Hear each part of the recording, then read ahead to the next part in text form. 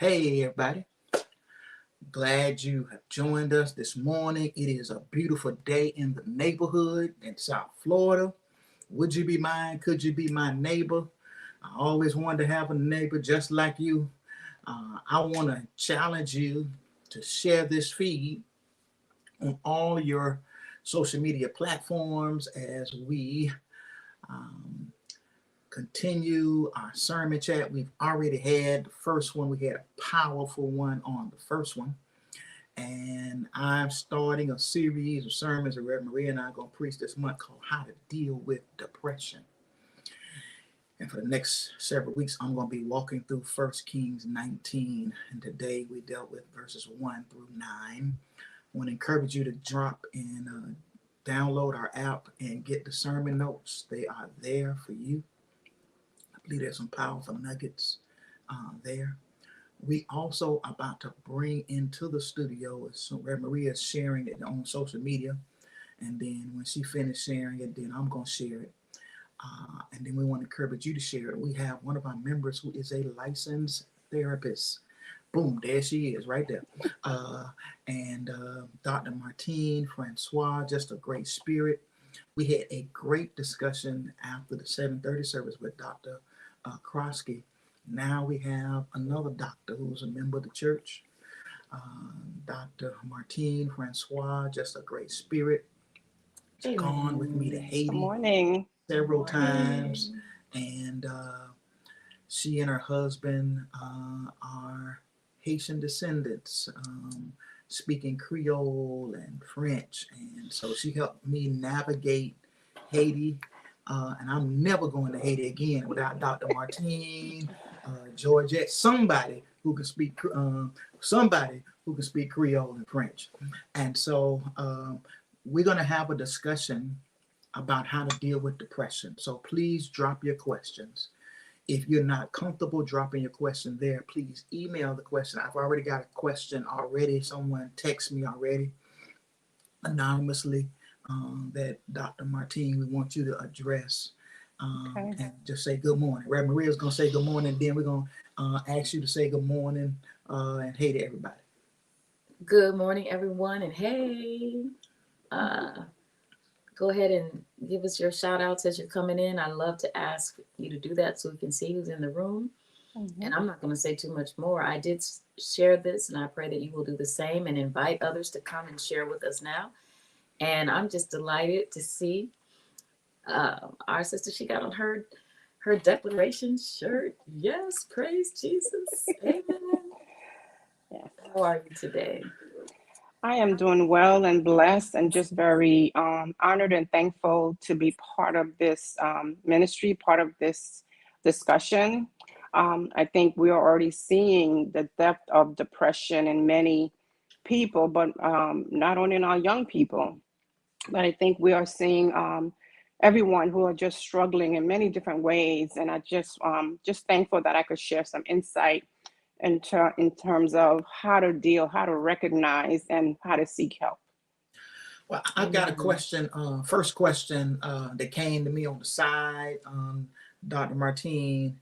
Should someone expect to be healed from depression or seek a therapist and ways to adjust to living with the challenge of depression similar to other diseases? Should someone expect to be healed from depression or seek a therapist that they can help with ways to adjust to living with the challenge of depression similar to other diseases? I lost you a little bit. So should someone expect to be healed or? Yes, should someone expect to be healed from depression, or Mhm. should they seek a therapist and that therapist help them find ways to adjust to living with the challenge of depression similar to other diseases? One of the things that Dr. Krosky shared earlier, that all of us are going to go through bouts of depression. Correct. Yes. And so that was the question. So I'm tossing this to you, Doc, to Sure. see. So it sounds like the person's asking, should they seek to be healed, or should they expect to just work with someone Mhm. through depression on an ongoing basis? I think it could be a mixture of both. And I think using the word healed, I would say treat, because depression Mm. is treatable. When we're talking about healing, we're talking more about some kind of physical symptoms that you could be healed from, and medication is provided. But with depression in itself, is treatable. And the first thing is to recognize, what am I feeling that is not my normal everyday feeling?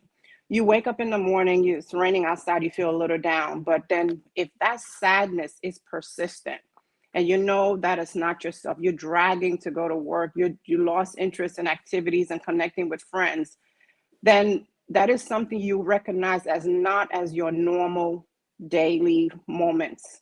Um, when I say treatable, I'm talking about when you recognize that, I need to speak to someone. It could be a close friend, because what the thing with depression is that it doesn't last for everyone. And the symptoms vary. There's many symptoms that tell you that you are suffering from depression, but not everyone go through each one. For some, it could just be three things, and that's the persistent one: loss of energy, loss of appetite, you can't sleep, that sadness where you find yourself crying and you just can't stop. And at that point, if you're reaching out to close friends and family and that is not getting you through that hump, then I would recommend seeking out a mental health specialist who could identify those symptoms, but also where is it coming from? Because these feelings are coming from somewhere. Is it a past traumatic experience we never dealt with? Is it a family situation that you cannot no longer control or manage, and that is manifesting in you itself? So depression is treatable. And yes, if you yourself cannot snap out of it or just get over what you are feeling, then seek help. All right. For those who just joining us, this is Sermon Chat where Rev Maria and I jump on and take your questions on the sermon. We're starting a new series and we're dealing with mental health this month and how to deal with depression. From 1 Kings chapter 19, we really need to go back to chapter 18 to really kind of understand the story of what we're dealing with. And so we're taking your questions. We've got Dr. Martine Francois, who is taking our questions in about depression. And so please drop them there. I'm glad we got another question. So we've got two questions in the queue. First question is, did Jesus suffer depression? Reverend, what do you think? Reverend, what do you think? I knew it. Didn't y'all know he was going to? Didn't you know it? Didn't you Yes. know it? I was waiting to talk to him. I think based on what Dr. Martine has shared with us, that there are several different symptoms. We could say that Jesus, in two crucial moments of his life,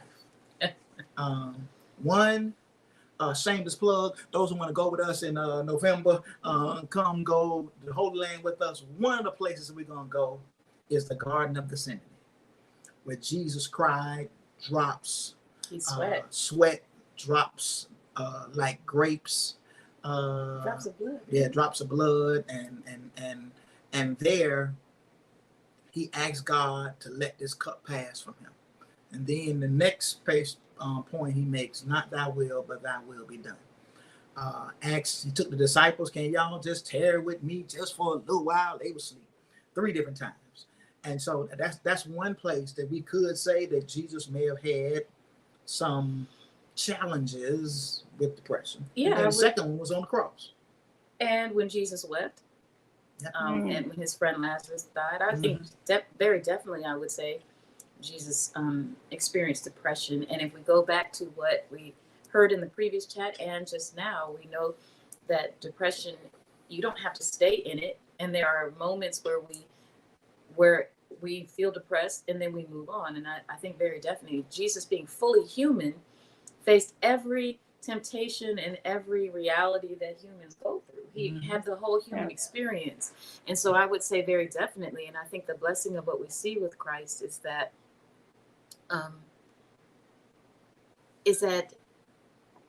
both spiritually, I'll say, and otherwise, depression is treatable.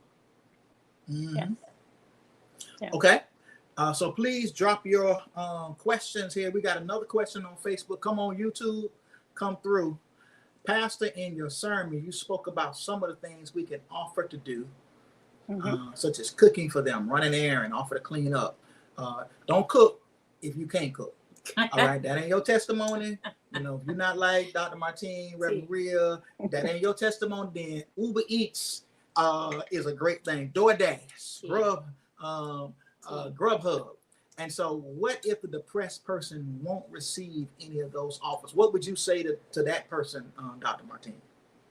I would say give them some time, because very often we are coming from the need to help and save somebody and be that support. But unless that person is ready to receive, we just got to step back a little bit. We don't stop, because at some point they are going to realize that the offer is genuine. And also they're going to realize that, you know what, this person has been checking up on me for the past week. I think I'm ready to talk. I think I'm ready to return that phone call. I don't think we should feel that, well, I called and they didn't answer the phone. Oh, well. No, we keep knocking on the door. The same way Jesus knocked on our door and he's waiting for us to open that door, we should do the same. We could call. With social media being what it is now, there's no excuse for not finding every elements of opportunities to reach someone. We just keep trying, and we try different ways, with meals, with a text, mailing a letter, sending a card, knocking on that door a few times. Just say, hey, I'm still here. I'm here. I'll be here when you're ready. And those I get more and more calls of members who are dealing with depression. So Yeah. what drove me, led me, because of those calls. 2 different times I've sat and said, I'm going to go through my phone and, hey, I want to pray for you. And I was shocked by some of the responses. Then I did it another time and said, hey, send a text out to everybody in the church, because I didn't want to miss anybody, because I think I missed some people with my text and my phone. I want to pray for you. Send your prayer requests. And so that kind of really drove me. I was already being led to it. And then I reached out to the members of the church who are licensed therapists and asked them to offer their services. And they all kindly consented. And I am so grateful for them. Dr. Martine, you alluded to in the beginning about how many people are dealing with depression now because of the pandemic. Can you talk about that a little bit more? I think And what that you're seeing?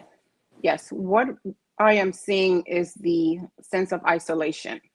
When this pandemic really hit and these numbers were exploding all over, we were shut in, we were locked down. We couldn't go to our church. We can't visit family. We can't be with everyone else that we tend to socialize with. So what I'm finding is that after a year of being by yourself, because not everyone enjoy their own company, but also not everyone I'm sorry, my bad. not everyone understand how it is to be alone. And what does that mean? And when you are alone, what can I do to be with myself? And also, it's also the opportunity also when there's negative thoughts and feelings kind of creep in, because we're by ourselves and there were things that we kept busy enough that we didn't have to address. So what I'm finding with the pandemic is that, while I was working from home and I couldn't go out and visit my family, this thought kept coming back to me, and now I don't know how to get rid of it, and it's really affecting me. So the main thing is that's causing many of these signs of depression is the isolation, not being able to connect with other people, but more importantly, it's these things that we never addressed in the past that now is in our present, but we're by ourselves when we are experiencing these thoughts. So the question I have, because so many of us, we're experiencing the pandemic, but we're experiencing it in different ways. Yes. So how do we recognize when it's something, when it's depression and it's not just pandemic fatigue, or could it be the same? How do we tell? With pandemic fatigue, we know that there is something going on that we are doing things differently through. with the pandemic, we know that we can't go to our work site. We're working from home. With the pandemic fatigue, our church is closed, so we're having services online, and we're with our families. Pandemic fatigue, we're fighting for toilet paper and things like that, going to the store. And that itself is anxiety producing, because there are certain things we need, and now we got to fight other people to make sure we have it for ourselves and our family. But we're going through it. We know what it is, and we find other ways to manage it. But with depression itself, it's just this sense of hopelessness, this helplessness that, I have to go to the store, but I just can't do it. I just don't have the energy. I don't have the desire, and I can't even make it through the front door. And so we sit back and we stay in that feeling, and it's heavy, and we know what it is, but we just don't know what to do or say to ourselves to push forward. All right, for those who are just joining us, this is Sermon Chat, where Reverend Maria and I jump on as soon as the worship experience is over. The sermon is how to deal with depression today. And we're going to be in this sermon for the next several weeks this month. And so we're taking your questions. We have a licensed therapist. If you don't feel comfortable dropping your question there, you can always email the church, send us a text on the side, and we'll share without sharing your information.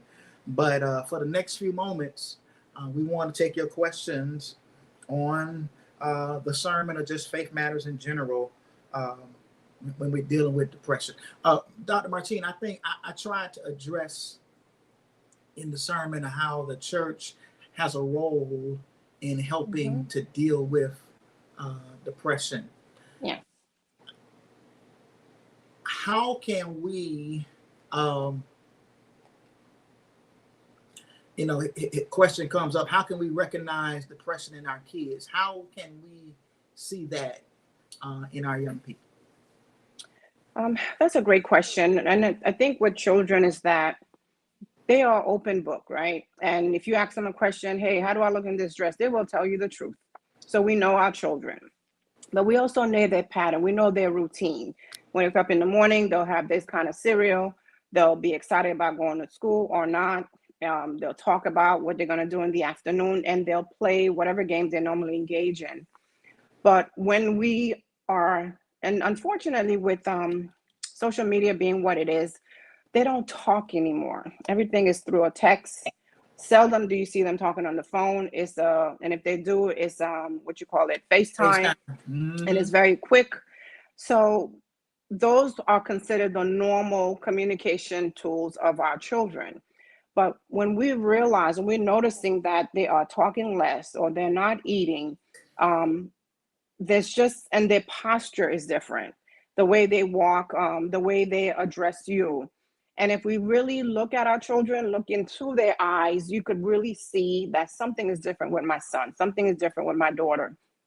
When my son was in school and he would come in and he's excited about whatever class he was taking, and then I'm helping him. And then a few weeks later, it's just like, hey, mom. That hey, mom, the way it's said, we as parents, or hey, dad, we know it's a different hey, mom and hey, dad. So we really got to pay attention to what is said, how it's said, and when it's said. It's not they walk through the door, we give a little glance, and they go up the stairs or down the hallway. We really got to turn around and look at our children, because they won't tell you what is going on with them most of the time. We have to identify, we have to see, there's something different about him. I need to engage in more in-depth conversation with my son. Can I just say that I also I'm that mom. I'm monitoring texts and emails, and I have an app that does that as well, that will send me notifications if something. There's all kinds of different boxes you can check. So is it a conversation that sounds like depression or bullying or violence or anything like that? The app I use is called Bark. This is not a commercial for Bark, but it's it's what I use. And like I said, I'm that mom.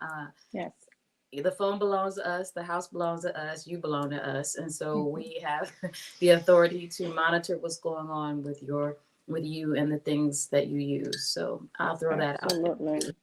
Thank We you. got another question here from Facebook, and come on YouTube, y'all been mighty quiet today. Why is it hard to do the work when you know the steps you need to take to become better? Hmm. It's hard because it requires work. It Mm, requires you to get out of your own way. It requires you to take responsibility for yourself.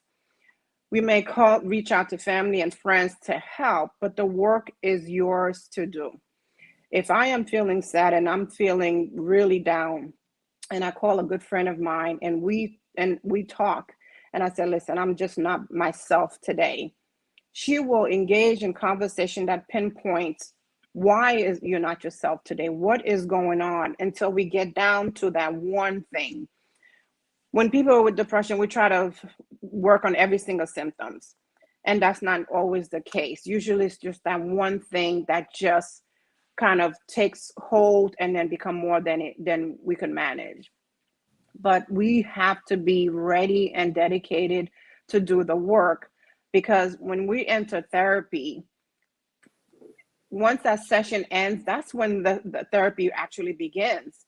Because as a therapist and you're the client, you could tell me what is going on, and I'll share some insight and some techniques and strategies to get better.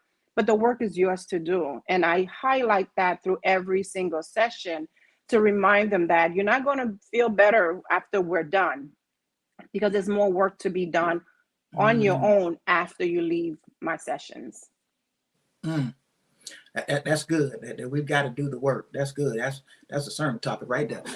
We got to do the work. We have to do the work. Okay, y'all. Yes. We've got a few more moments. We don't want to take up all of Dr. Martine's time. Drop your questions, and we want to address them. Is that being too okay? We got another question to follow up from Reverend Ria's statement. Is that being too invasive? And No. if our kids know that we are that parent, won't they tell us what we want to hear? Are we not giving them space to be open? I think it depends on how you parent. Mm-hmm. We've always tried to have an atmosphere for our kids to talk to us. And we also let our children know that there are boundaries. And the other thing about being that parent for me, now maybe that's not your parenting style, but for us, I understand that after my child leaves my house, he comes into interaction with others, both of Yes. them. On social media, they interact with others. I remember very vividly when I started realizing that there were things that my children, Trey being the first one, things that Trey knew and would say, and I didn't know where he got it from. I remember Mm-hmm. because before then I could kind of know what influences he had. And so, because there are influences beyond our house, um, we do talk about stuff. They know I look at their phones. They know these things. So for Yes. me, try to have an atmosphere of openness, but I also know that particularly as they get older, they go into high school, they have other influences. They start trying out things. They start trying to dabble in things that their parents didn't expose them to. They hear things from other people that they wouldn't hear from us. And so, yes, we talk about it. And yes, we're checking. Mm-hmm. That's Mm-hmm. how and that's why I think I prefaced that by saying, this is how I am. I'm that parent. Everybody doesn't do that. And I think Right. you have to know your child. You have to go the way that you're led. But that's how I'm led. There's that phone in particular it's a computer in their hand. And Mm-hmm. for me, that's how I have to protect my children. Right. Correct. So we got another question here. I think we addressed it. We're going to go back again. How do you reach someone that you know has a problem, but pride will not allow them to seek professional help that they need? Well, I think one of the things is that when we are hurting, when we are in pain, when we're reaching out to people, we have to reach out to people we know who cares, who are there to help and support us. Not everyone is going to be the one you just dial, whatever number you come upon. Let me just call so and so, because that person may not be ready or able or know how to help. So we know who cares about us and who are there for us. Um, if someone is not ready, they are simply not ready. And there is nothing that we could push, force, or say, listen, you better answer this phone. I'm here to help you. We could be gentle reminders. We could reach out to other family members to say, hey, if she or he ever gets down or needs help, please call me, or please tell him or her to call me.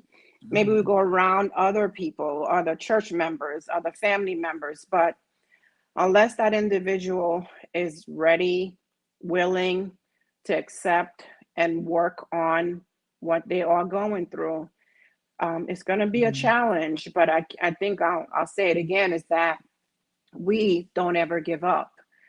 May not be an everyday phone call, but it could be a once a week. Hey, I'm still here. I'm checking on you, the way you do, Pastor and Reverend Maria. You know, these little subtle check. Hey, how are you? And I remember one day I got one of them, and I'm thinking to myself, what a great question, because I'm not well. I'm not doing well. And what I did was I posted why I wasn't doing well on the church website, asking for prayer. So I really liked that. So I started copying it and just reaching out to family and friends. Hey, how are you today? I added today because I'm just want to know today, because tomorrow you could be better. But I know today could be a day you're struggling with something. Yeah, I think it's so important. Community. I talked about that in the sermon, that I believe that's the church's responsibility, is community. Mm-hmm. That has had to take on new ways in this pandemic, what community looks like. Yeah. What we also have seen is that we've put limitations on community that we don't have to have anymore. But we put limitations that community must be face to face, but we figured out that you don't have to be face to face. It can be through technology, whether it's FaceTime, whether it's text or a call. And I know several other therapists, Dr. Martine, are not seeing people face to face. They're seeing them FaceTime. Still getting therapy, still getting the help that people need, but it's not a face to face. And so I think we have to figure out ways to be even more creative in helping people connect with community. You know, you talked about me, you know, I'll sit and I'll just go through my phone with and just start texting everybody in my phone. Hey, just checking on you. How are you? And I think we've got to keep that community in the forefront, because people are isolated. People are going through bouts of depression. And some people are still working from home, so they're not seeing, they're not in their normal routine as they once were. So I think to me, it's important for the church. But like you said, if we are still in this and we're not coming out, that's the time to make the call. And I'm just so glad you, along with others, have offered their extended themselves for everyone to make that call. I'm so grateful. I got one text already from a member after the 7:30 service about how they were blessed by the sermon in the chat, and they're already in therapy with one of the members. So I'm praising the Lord, and I'm praying that you all will get calls, texts. Hey, you know, want to find out when can we get together. I need to talk. Yes. No. Anything? I think there was another comment earlier that I kind of want to tie in with this one, with my comment about approaching someone. I think we also make sure that we do it with humility, because we can be very concerned about that person, but we also want to be careful that we're not feeling like, well, why didn't they respond to me? Or, you know, don't make it about yourself, because it really still is about them. So I know we can sometimes feel vulnerable approaching someone we know needs help, which can make us feel rejected when they don't receive the help. But that's the time for us to pray into that more humble space and not make it about us. Continue to pray for that person and do the things that professionals have suggested that we do to support them. All right. We've got time for one more question, y'all. Facebook, YouTube, we got time. We're almost at 30 minutes, and so we got time for one more question. So please drop it. Again, if you're not comfortable sharing the question on social media, then please email the church, the Immanuel Temple at AOL.com. I think we've addressed that one already. And here is a crisis number for those to contact a mental health crisis support 24 hours a day, 7 days a week. Here is a number that someone, and it's free, that you can reach out to as well. So we got time for one more question. Again, let me encourage you to go to the sermon notes. I pray, I think there are some great nuggets there that I think you can pull from to help you deal with this. We're going to be walking through 1 Kings 19 for a couple of weeks. And one of the things that I kind of alluded to, that you're going to go through, there's bouts of depression. You talked about that, Dr. Martine. We're going to see in Elijah several times that he's been depressed. And after this great victory, and he gets this threat from Jezebel, he goes a running. And so we're going to see it happen.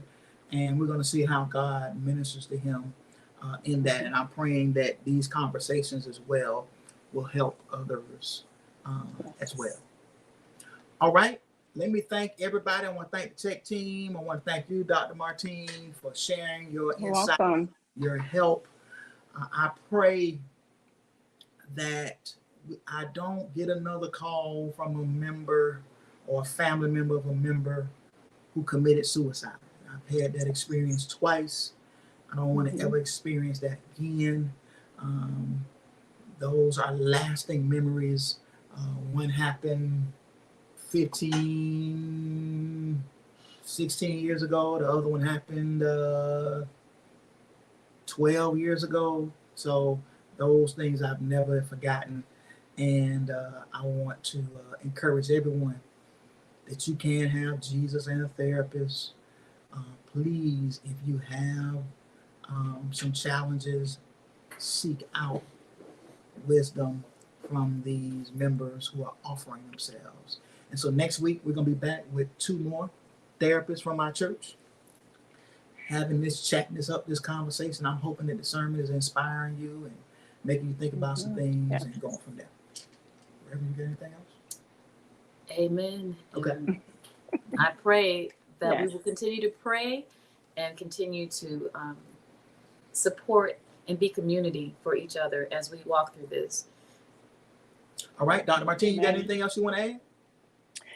Only thing I wanted to add is that, there is no shame in asking for help. There is no shame in knowing that you are not yourself and reaching out to others. And I also wanted to add quickly is that when we get a call from somebody and we know that they're going through something, sometimes just sharing a little bit of yourself, just say, hey, you don't sound like yourself, but I know what you're going through because I've been there, or I felt the way you felt. Sometimes it's just identifying with somebody else's emotions and their feelings could be that little peek in that door opening, because then they know that, well, it's not just me. Somebody else that I know and love and trust is going through the same thing as I am, but differently. And so that's a little thing I just wanted to add, that we're not there to help and to save people, but we are human beings who have experienced something like them, but in a different way. And it's okay. And if you're comfortable, to just make that connection. Yes. Okay. Thank you so much for all of that insight, Dr. Martine. Again, she, along with several others, have been offered their services to be a blessing to those of us who need to have a conversation, who may need to enter into a relationship with a therapist. And their names and numbers on the screen. I pray that you're going to go back and watch and worship later. And I try to spend a lot of time there. It's no shame in seeking help. I want to make sure that's said. I want to make sure it's way in the back for the people upstairs as well. There's no, and I made a statement, it's not a sin to be sick. Mental illness is a disease that is treatable. And you made that statement, Dr. Martine. It is treatable. Yes, but you can't be treated unless you get some help.